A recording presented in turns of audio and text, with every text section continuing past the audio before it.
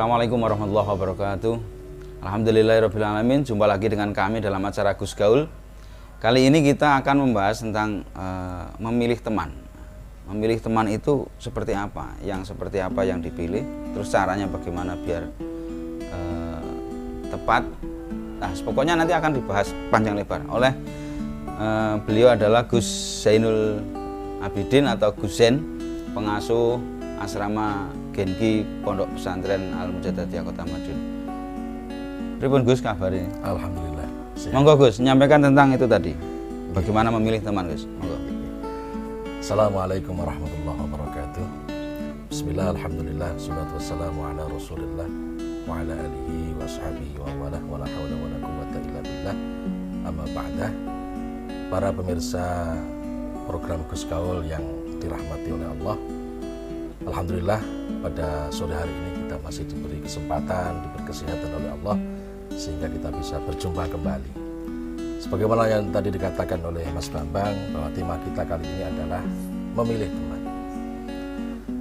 Ternyata seorang teman itu memiliki posisi yang sangat penting di dalam kehidupan kita sebagai seorang muslim, Mas Bambang. Bahkan Rasulullah itu menyampaikan bahwa teman yang baik itu merupakan salah satu faktor dari keempat faktor yang menjadi kunci kebahagiaan seseorang. Mempengaruhi.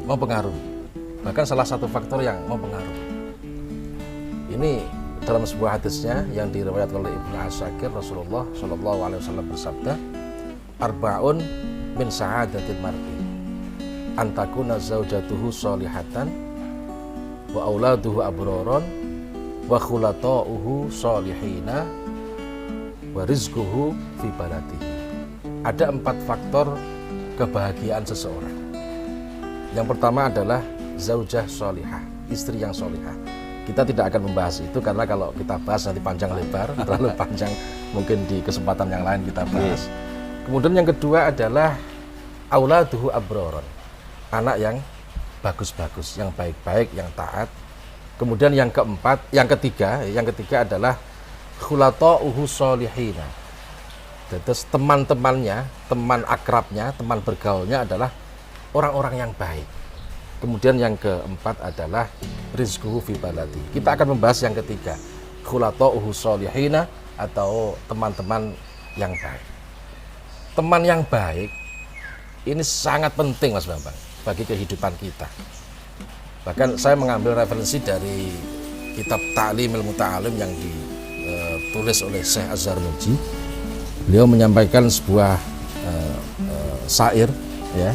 Dalam syairnya beliau mengatakan begini: Anil mar ila tas'al wa absir qorinahu fa innal qorina bil muqarani yaktati wa in kana dza syarrin fajannib husuratan wa in kana dza khairin faqarin hutahtati. Untuk melihat seseorang itu baik atau tidak, maka lihatlah siapa yang menjadi temannya, siapa teman akrabnya. Kenapa seperti itu? Karena fa'inal qorina bil muqarini yaktati. Karena teman itu pasti akan berpengaruh kepada yang menemani, yang ditemani. Jadi sahabat pasti akan berpengaruh kepada siapa yang ditemani. Terus selanjutnya adalah wa in kana dasarin, apabila teman kita itu adalah ternyata teman yang jelek, maka cepat-cepat jauhi, fajannibhu sur'atan.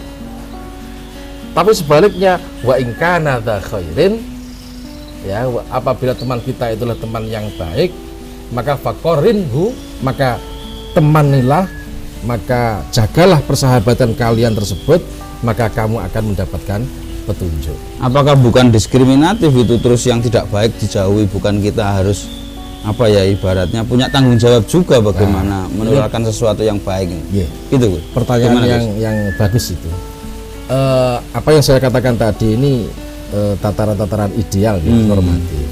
Tapi pada beberapa kasus, pada kasus-kasus tertentu, memang dalam konteks dakwah misalnya, memang harus ada orang atau dari kita, dari kita yang mau meluangkan waktu kita untuk mendekati orang-orang yang dalam tanda kutip masih belum punya akhlak yang baik, belum berakhlak yang baik.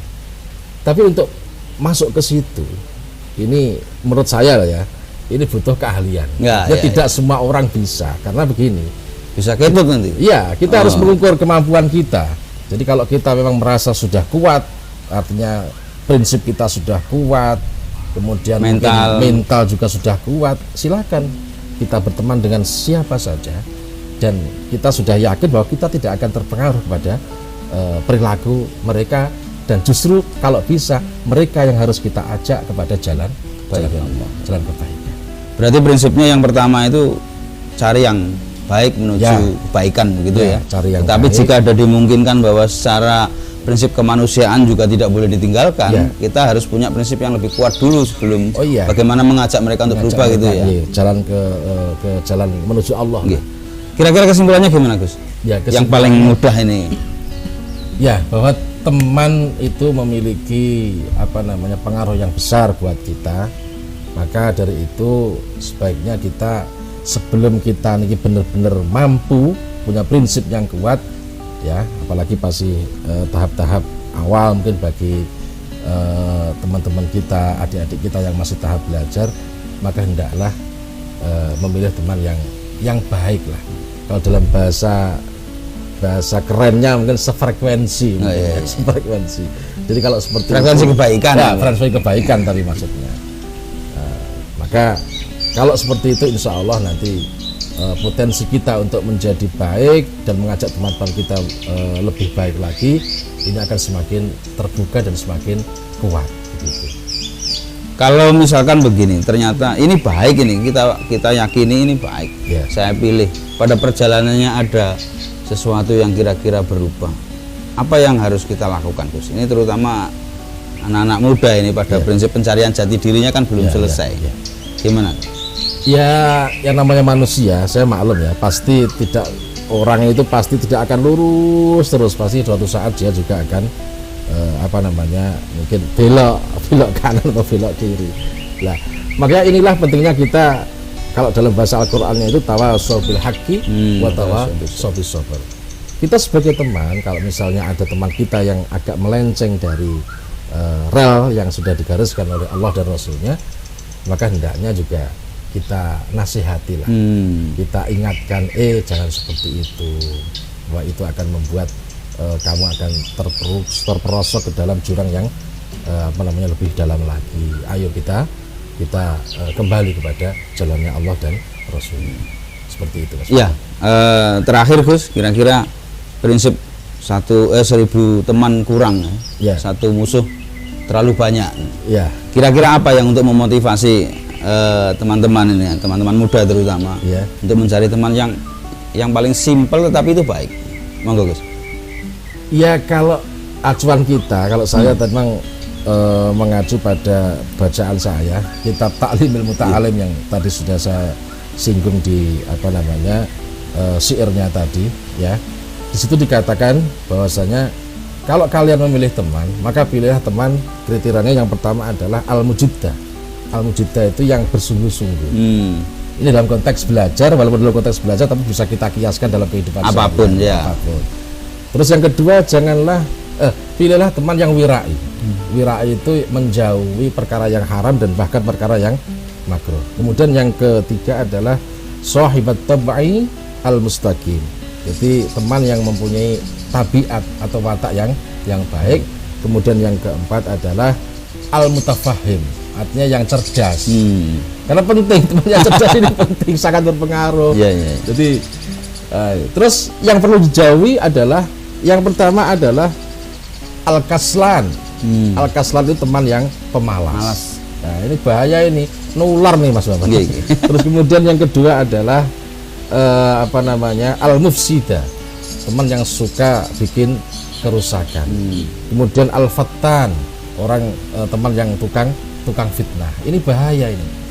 Nah, mungkin itu saja, walaupun kalau diperinci masih banyak lagi. Secara garis besar seperti itu. Ya, terima kasih. Demikian sesi terkait dengan memilih teman. Kita bisa pedomani secara prinsip apa yang tadi disampaikan oleh Gus Zain. Terima kasih Gus Zain. Beliau adalah pengasuh asrama Genki Pondok Pesantren Al Mujadjadiyah Kota Madun. Kita bisa ketemu di sesi yang lain, Gus. Insya Allah. Terima kasih, alhamdulillahirobbilalamin. Jumpa lagi dalam acara Gus Gaul di sesi yang akan datang. Wallahul muwaffiq ila aqwamit thoriq. Assalamualaikum warahmatullahi wabarakatuh. Waalaikumsalam.